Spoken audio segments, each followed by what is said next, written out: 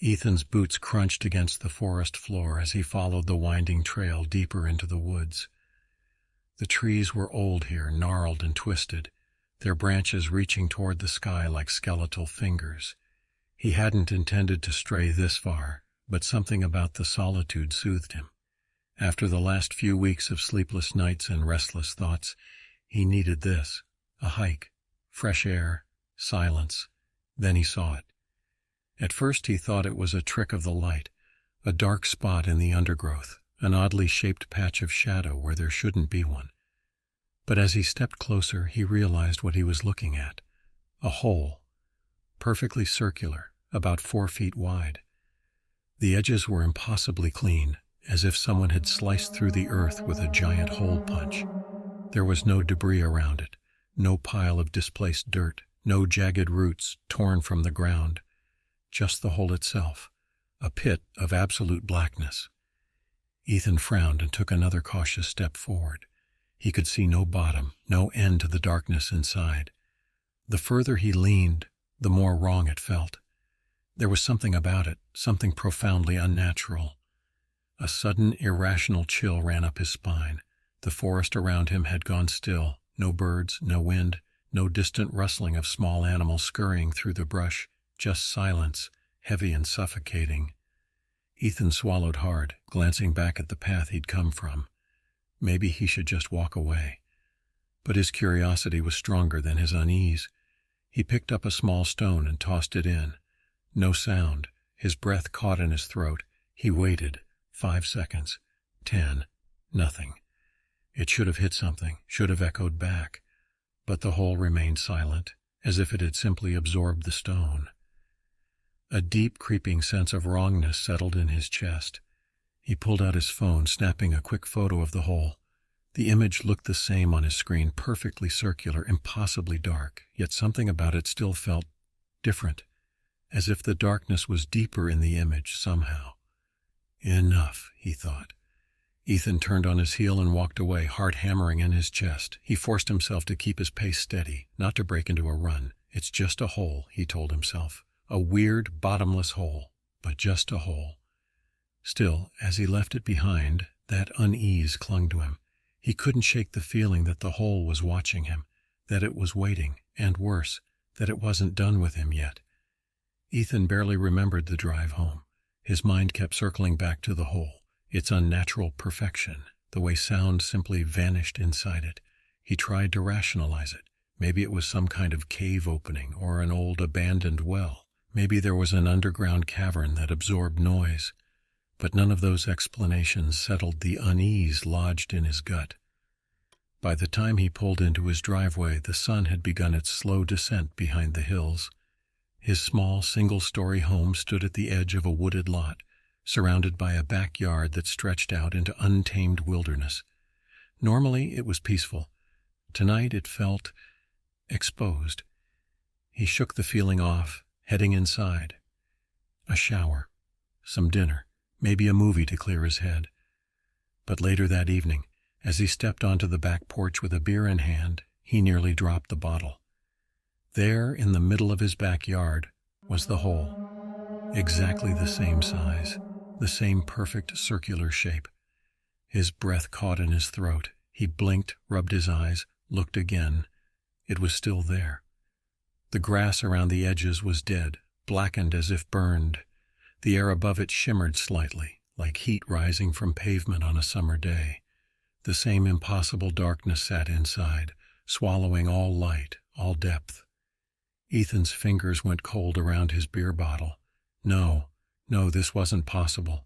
His heart pounded as he fumbled for his phone, pulling up the picture he had taken on his hike. He enlarged the image, scanning the ground around the forest hole.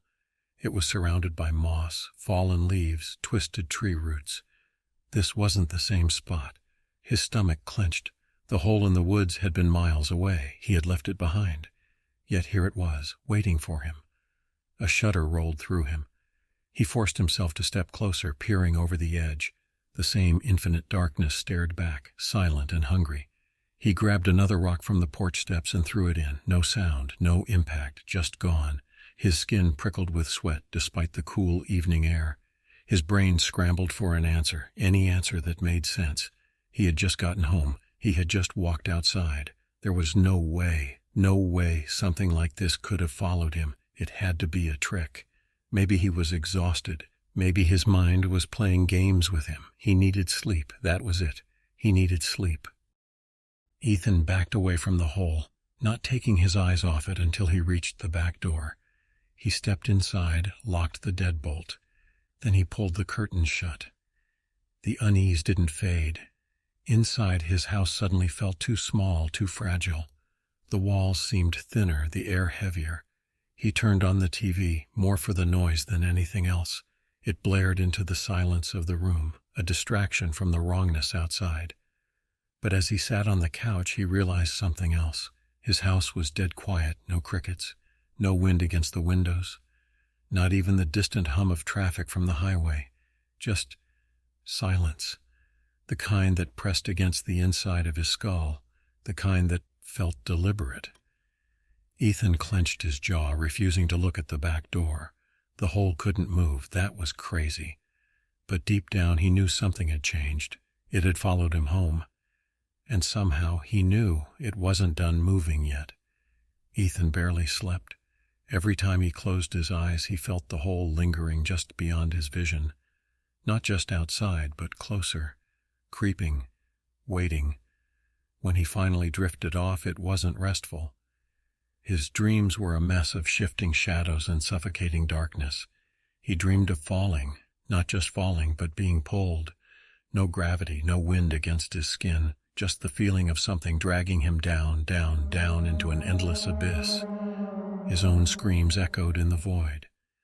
Then he woke up, gasping for air. He shot upright in bed, chest heaving.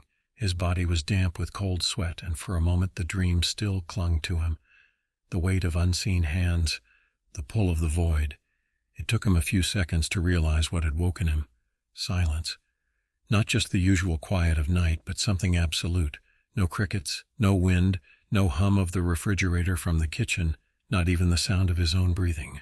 Ethan slapped a hand to his chest. His heart pounded. His lungs still expanded. He was breathing, but no sound came from his body at all. He exhaled harder, opened his mouth. Nothing. Panic crawled up his spine. He turned to his bedside clock. The red numbers glowed back at him. 3 a.m. A weight pressed against his skull, thick and suffocating. He swung his legs over the bed and stood, heart hammering in his ribs. The room felt smaller, heavier, as if something unseen had settled into the air itself. Something was watching. He turned toward the window, slowly. His bedroom overlooked the backyard. He hadn't wanted to look. He knew what he would see, but he had to look. The curtains fluttered slightly as he stepped forward. The air in the room had gone ice cold. Each step sent a deep shudder through his body, but he forced himself on, his fingers trembling as he reached for the fabric. He pulled it aside. The hole was closer, no longer in the middle of the yard. Now it sat just a few feet from his back porch, its edges too perfect, too smooth. The grass around it had darkened further, the blackened ring spreading outward, creeping toward the house. Something shifted inside the hole. He knew it immediately. It wasn't just an absence of light. It wasn't just some weird geological anomaly. Something was inside it, moving, waiting, watching. His stomach clenched, his pulse pounded against his skull. Then, something reached out. Just for a second. A flicker of movement, too quick to fully process. A limb of some kind, but wrong, too long, too thin, too fluid. As if the darkness itself had momentarily stretched beyond the boundary of the hole. He yanked the curtain shut, stumbling backward, breath coming in short, panicked gasps. A second later, sound returned. The wind howled against the house. The fridge hummed from the kitchen. A car passed in the distance. His own ragged breathing filled his ears, but the silence had already done its job. Ethan knew now. The hole wasn't just there. It wasn't just following him. It was getting closer, and something inside it was trying to get out. Ethan didn't sleep after that. He sat in the living room, every light in the house turned on, arms wrapped tightly around himself. His body shivered despite the heater humming at full blast. He kept glancing at the curtains covering the back door, as if at any moment the darkness would seep through. By sunrise, he had almost convinced himself it had been a hallucination, a waking nightmare, stress, maybe some undiagnosed sleep disorder. He told himself these things again and again, but he didn't go outside. Not yet. Instead, he busied himself making coffee. Something about the normalcy of the routine calmed him, the hiss of the machine, the rich aroma filling the air. He took a deep breath, savoring the heat of the mug in his hands. And then he turned around and almost dropped the cup. The hole was inside the house. It sat in the middle of the living room floor, the same impossible void, the same perfect unnatural edges. The coffee sloshed over the rim of his cup, scalding his fingers, but he barely felt it. He couldn't move, couldn't breathe. It wasn't possible. It wasn't possible. His stomach twisted. He looked to the front door, then back at the hole. The blackness inside it was wrong, a deep, endless nothing that made his brain ache just staring at it. Something in his mind screamed at him to run, but his feet refused to move. Instead, he took a hesitant step forward, then another. The air changed as he neared the hole. It was cold, colder than ice, a sharp contrast to the warmth of his home. His skin prickled, breath misting in front of him. The house felt wrong, like it wasn't his anymore, like the very structure of it had shifted into something unfamiliar, something that no longer belonged to him. He forced himself to the edge of the hole, peering down into the blackness. No depth, no bottom, just a void that shouldn't be there. He hesitated, then extended a hand over the opening. He expected wind, a draft, some kind of pressure, but the air was utterly still. Then from the kitchen counter, his coffee cup moved. Not much, just a slight tremor. Then ever so slowly, it tilted toward the hole. Ethan watched in silent horror as it slid across the counter. The movement wasn't abrupt, wasn't gravity pulling it down. It was controlled, like something was reaching for it. It reached the edge of the counter and dropped. The moment it passed the lip of the hole, it vanished. No sound, no impact, no breaking ceramic. Just gone. Ethan stumbled back, his breath coming in sharp, ragged gasps. His heart felt like it was trying to hammer its way out of his chest. The hole didn't belong inside his house. It wasn't supposed to be here. His thoughts raced. He had to call someone. The police? No, what would he even tell them?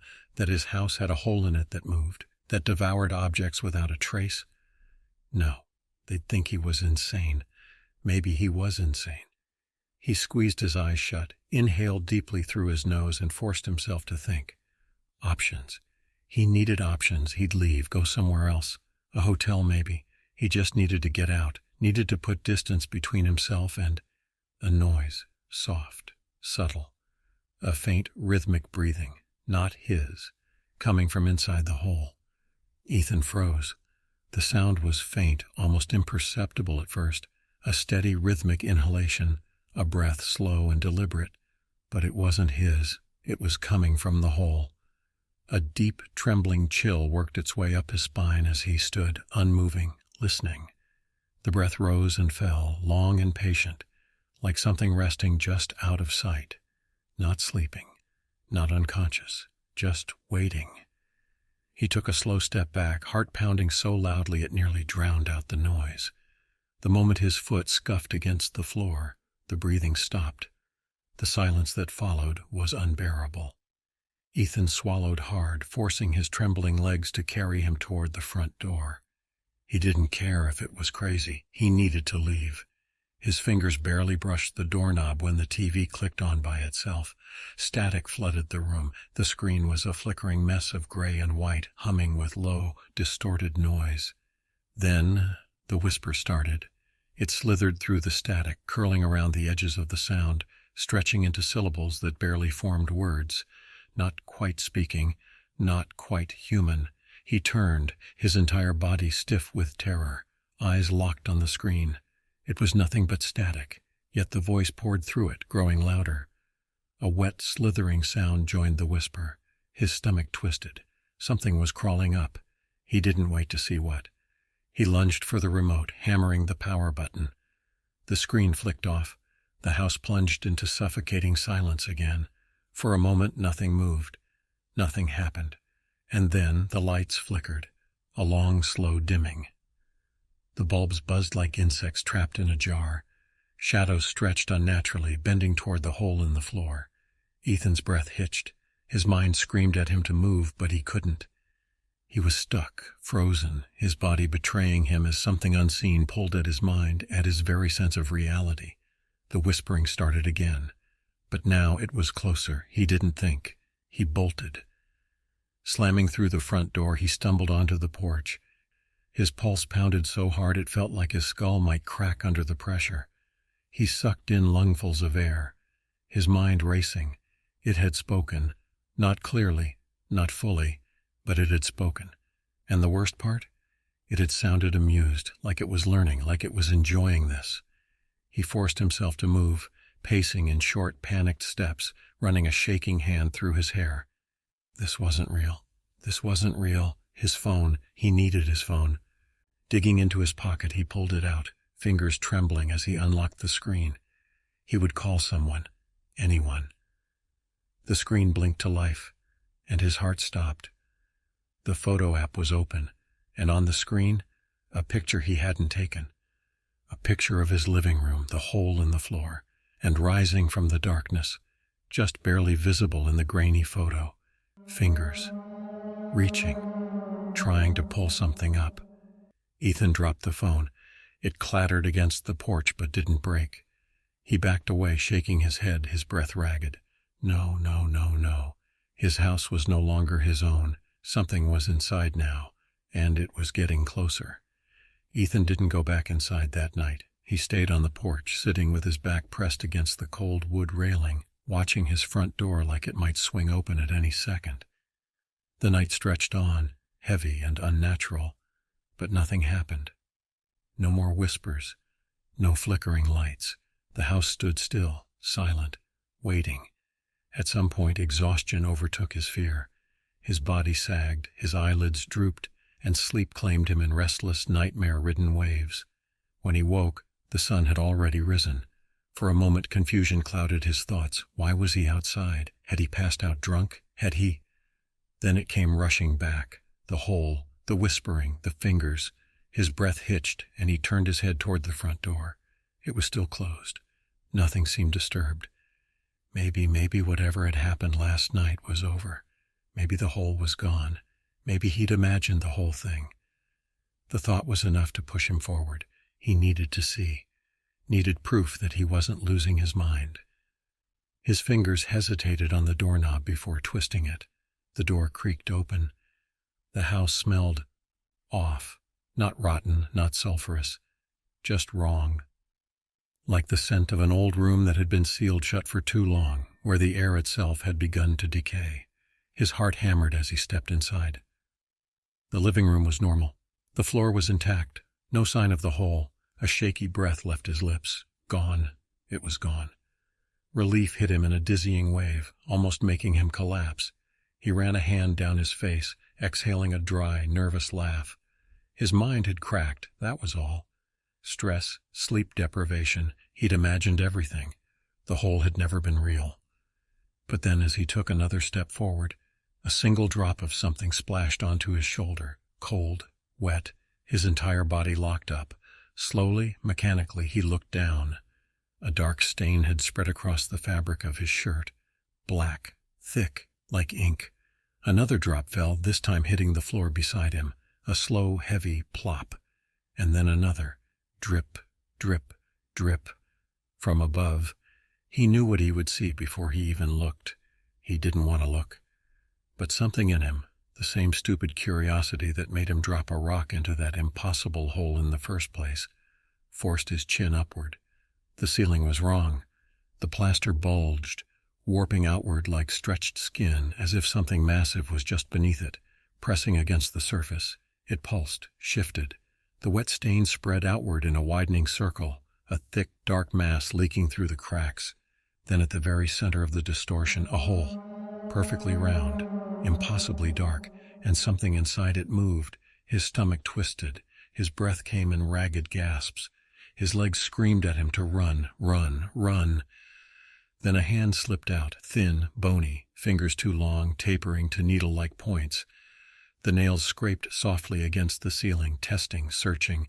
Then another hand emerged, then another, and another, and another. A deep, wet exhale echoed through the room, and the ceiling sagged, the hole expanding as the weight of something massive pressed against the thinning barrier. Ethan ran. He didn't grab his phone, didn't grab his keys. He bolted out the door, barefoot, lungs burning, adrenaline turning his veins into fire.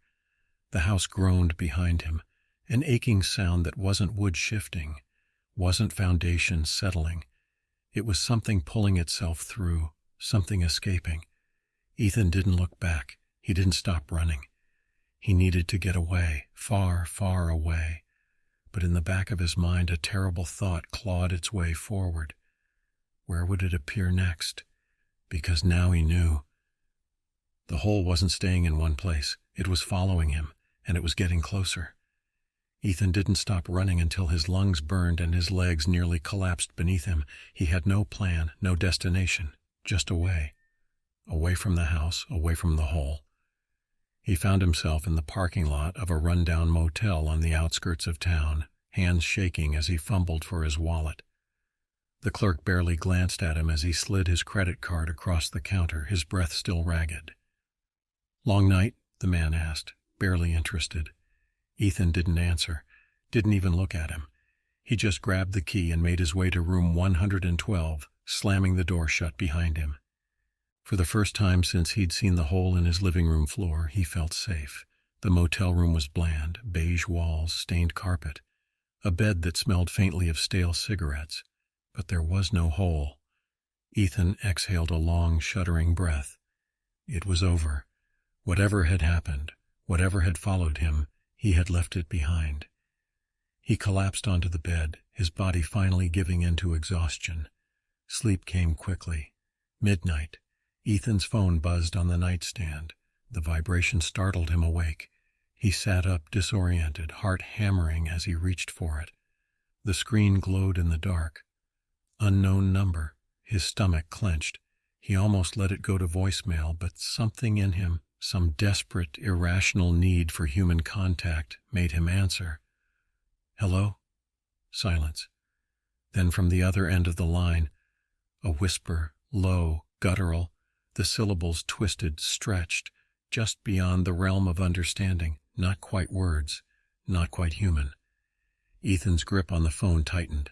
His pulse thundered in his ears. "Who is this?" The whispering stopped.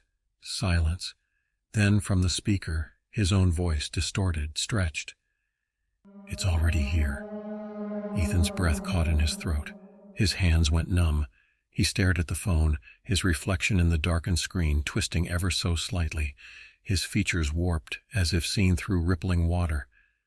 Then a sound, a deep, wet exhale, not from the phone, from inside the room. Ethan's entire body locked up. His fingers tightened around the phone as he turned his head, slowly, dreading what he knew he was about to see. The motel wall opposite the bed had changed. The paint had darkened, rippling like liquid. At its center, impossibly smooth and perfectly round. A hole, black, deep, waiting. His pulse pounded so hard he thought his ribs might shatter. The whispering returned, slithering from the darkness. Something shifted within the hole, pulling itself closer, stretching from the blackness like a shadow unfolding. The motel light flickered. His phone screen glitched, distorting his reflection even further. His own face twisted, stretched too wide, eyes too deep, mouth grinning when he wasn't. Then something reached through the hole. Ethan dropped the phone. He bolted. Didn't think, didn't breathe, didn't even look. He slammed into the motel door, ripping it open, stumbling into the freezing night air. His bare feet hit the pavement, gravel digging into his skin, but he didn't stop, couldn't stop. The whispering followed him, low, laughing, not chasing, because it didn't need to. It was already inside. It had always been inside. Ethan ran, heart pounding, mind breaking, knowing one terrible, undeniable truth. There was nowhere left to go. Ethan didn't know how long he ran. His bare feet pounded against the pavement, sharp pebbles cutting into his soles. The cold night air stung his lungs, but he didn't stop. Couldn't stop. Somewhere behind him, the motel sat in silence. The hole had been there. It had followed him. It had always followed him, and now it was closer than ever. His mind screamed for him to think. Where could he go? What could he do? But there was nowhere. The police? What would he even say? There's a hole that keeps following me? No one would believe him. And deep down, a darker thought crept in. Even if they did believe him, what could they do? He had one option left. He had to leave. Not just the motel, not just his house. Everything. His town, his life. Whatever this was, it had tied itself to him. It wasn't bound to a place. It was bound to him. And he couldn't let it catch him. He drove for hours. The highway stretched endlessly ahead, the streetlights casting long, skeletal shadows over the pavement. Towns blurred past, gas stations, convenience stores, empty intersections. All of it felt distant. The longer he drove, the more that thought hissed at the edges of his mind. He wouldn't look, not behind him, not into the rearview mirror, not into any reflective surface. The memory of his phone screen flickered in his head. The hole floating behind him, waiting, pulling, growing. No mirrors, no screens, just forward. Keep driving. 3 hours passed, then 4, then 5. His hands trembled on the steering wheel. His eyes burned. He needed to stop. A rest area appeared in the distance, empty, quiet. Just a single vending machine under a buzzing street lamp, and a single road curving into the dark beyond it. Ethan pulled in, the tires crunching over gravel. He turned off the ignition, rubbing his hands over his face. He needed a second, just 1 second to breathe. But then, the air changed. A weight settled over him, not a sound, not a movement, just a presence, heavy, thick, weighting. His stomach twisted. No. He turned to the windshield. The road ahead stretched into darkness, empty and silent. But the pavement, it was wrong. The highway had always been there, leading into the night. But now there was something else. A hole, right in the center of the road, bigger than before, much, much bigger. A perfectly circular, gaping void stretching across both lanes. The air around it shimmered, like heat distorting the edges of reality itself. Ethan's hands tightened on the steering wheel. His breath came in short, sharp gasps. It had found him. It had always been able to find him. His phone buzzed. Unknown number. Ethan didn't answer. He didn't need to. The whisper was already in the car, close, right against his skin. Time to come home. Ethan didn't move, didn't breathe. The whisper slithered through the car's interior, soft and slow, curling around his mind like cold fingers pressing against his skull. Time to come home. No, he wouldn't. He clenched his fists, staring out at the road, at the impossible hole that had swallowed the pavement ahead. The darkness inside it shifted, pulsing, alive in a way that made his stomach twist. His mind screamed at him to throw the car into reverse, to turn around, but he knew it wouldn't matter. The hole wasn't just in front of him, it was everywhere. His phone buzzed again. Unknown number. His jaw tightened. He didn't answer. But the car radio crackled to life on its own. Static flooded the speakers, warping into something wet, something breathing, something that made the inside of his skull feel wrong. Then, through the distortion, a voice. His own. "Why are you running?" Ethan's pulse thundered. "You were always meant to come back." The shadows in the hole shifted. Something was inside, something that had always been waiting for him. Not a creature, not a person. Something else, something endless. And it had his voice. "You were never supposed to leave." The car engine died. The dashboard lights flickered and went dark. The weight of the void pressed against the windshield, making the air feel thick in his lungs. He had to move. He threw open the car door and ran. Not toward the hole, not away from it, just anywhere else.